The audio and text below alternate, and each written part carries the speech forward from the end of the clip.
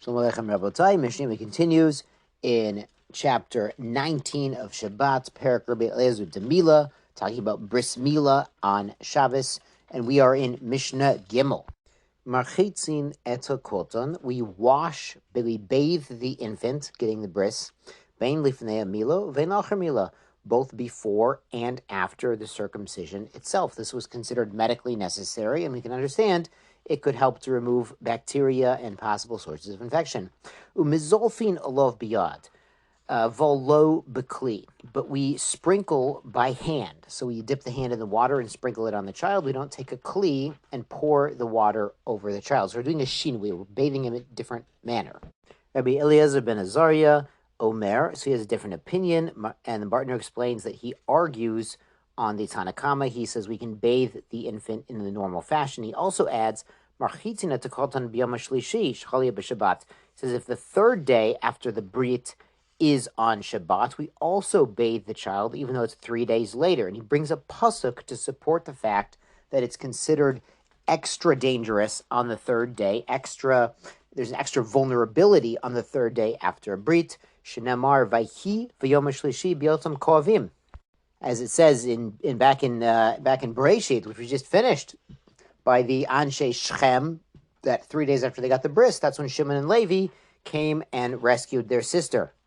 The Mishnah continues, Sofek, if somebody, we'll see there are many cases where there's a doubt if the bris should be done this day, or if there's a doubt in the child itself. For instance, it's an 8th-month child. As we've mentioned before, the medical situation at that time was a child who was premature, was considered to be, there were some babies who were born in the 7th month full term and some were born in the 9th month full term, but the ones that were born in the 8th month and had some sort of defect, they were not fully ripe, they were considered to be a nafel, that they were going to pass away. So it's a suffix. If it was a suffix, if they were going to be, a ben kayama, a surviving child. The androgynous is based on the Greek word androgyny, has both andro and gyne, both male and female parts. Ein mecholin alav et Shabbat. We do not desecrate the Sabbath to perform the bris on these babies.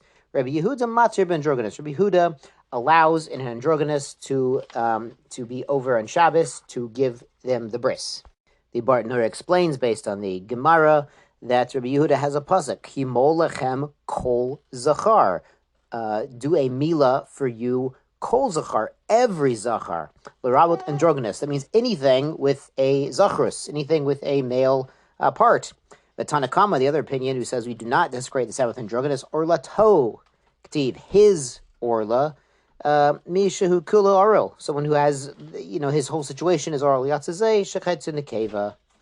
Great. Now Mishnah Dalit brings an interesting case. Misha haylo shtei tinokot. Someone has 2 babies. Echad lemol achar Shabbat. One needs to get a Brit Milah on Sunday.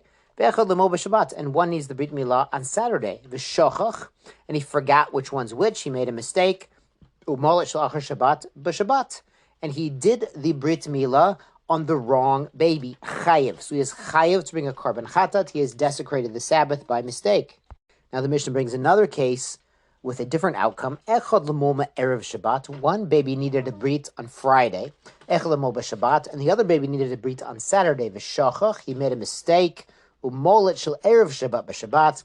For some reason, they had not given the brit to the Friday brit baby, and it was still waiting to get the Brit Milah on Shabbat, and that's when they did it, by mistake, to the Friday baby. Rabbi Eliezer mechayev chatat. Rabbi Eliezer says he's chayev chatat. Rabbi Shua poter. Rabbi Shua says he's poter for bringing a chatat. So the Bartner explains what's going on here, that their machloket tanaim here is ta b'davar mitzvah, that he's making a mistake while doing a mitzvah.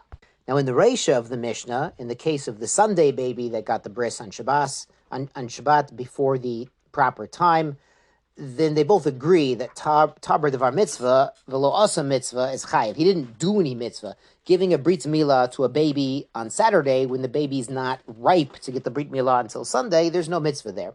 But the Friday baby, he's ready to receive the mitzvah and to enter the covenant. So perhaps making a mistake and doing the mitzvah, if he's accomplished the mitzvah, perhaps he is potter because he's taber devar mitzvah, he's busy, he's tarud, he's distracted by doing the mitzvah, and Lamaisa, he accomplished the mitzvah, giving the bris, because it was Lamaisa, it was day 9. So Rabbi Yeshua says this man, the mohel who's performing the Brit, who's doing the malacha on Shabbat, when he's giving this Brit, he thinks he's acting with authority and with permission of Betin, with Rishut. So he is Tabadavar mitzvah and he is Pater. And the Barna brings halacha Rabbi Yeshua. Shkoyach Rabotai, sei gesund.